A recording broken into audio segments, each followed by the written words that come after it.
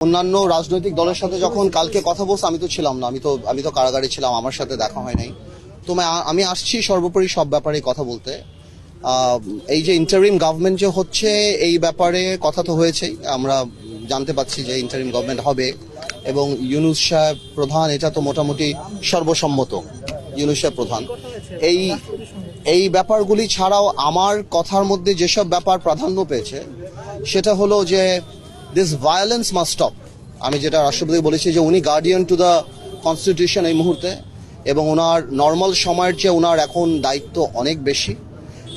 এবং এই যে মারামারি লুট যেই ঘটনাগুলি ঘটছে সেই জিনিসটাকে যেভাবে হোক বন্ধ করতে হবে।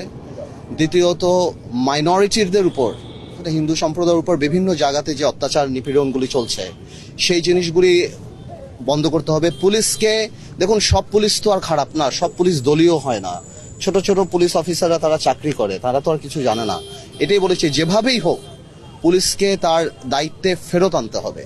গত 15 বছর 16 বছর একটা সরকার ছিল, এই সরকারের সাথে অনেক ব্যবসায়ী বলেন, অনেকেই বলেন, বিভিন্ন কারণেই সম্পর্ক আছে। সবাই যে দলীয়ভাবে একদম সালমান এফ রহমান বা এদের মতো কাজ করেছে নট নেসেসারিলি, আরো অনেক আছে। সবার মধ্যে যদি একটা ভয়ভীতি ঢুকে যায় তাহলে এই $1 ট্রিলিয়ন ইকোনমি ভেঙে পড়বে, থেমে যাবে। তো আমি ওনাকে সেটাও বলেছি যে এখন এফবিসিসিআই সভাপতি যারা বা এরা কিন্তু হ্যান্ডপিকড, এরা ওই আগের গভর্নমেন্টেরই নিজস্ব লোক, এরা কিন্তু বাংলাদেশের বিজনেস কমিউনিটিকে রিপ্রেজেন্ট করে না। তো আমি মনে করি ভালো বিজনেসম্যান যারা, তাদের সাথে কথা বলা, বিকজ রিজার্ভের অবস্থা খারাপ।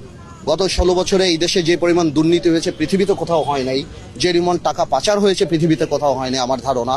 এবং রিজার্ভের অবস্থা খারাপ। গত 1 মাস দেশ যা দেখেছে, ইন্টারনেট বন্ধ থেকে আরম্ভ করে গার্মেন্টস থেকে আরম্ভ করে যে লস, এটা তো আসলে ইরিপারেবল।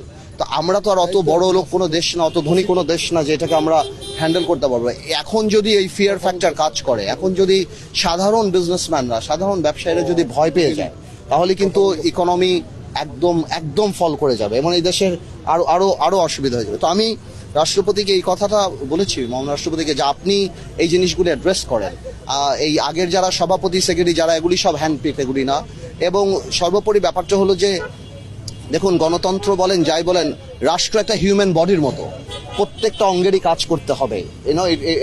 একজন সাকসেসফুল মানে একটা সুস্থ মানুষ যেমন থাকে সাকসেসফুল কান্ট্রি হওয়ার জন্য, যে শুধু আমরা গণতন্ত্র আনলাম, ভোট দিলাম, সবই করলাম, কিন্তু আমার ইকোনমি ভেঙে পড়ছে, সবই ভেঙে পড়ছে, সেটা তো হয় না।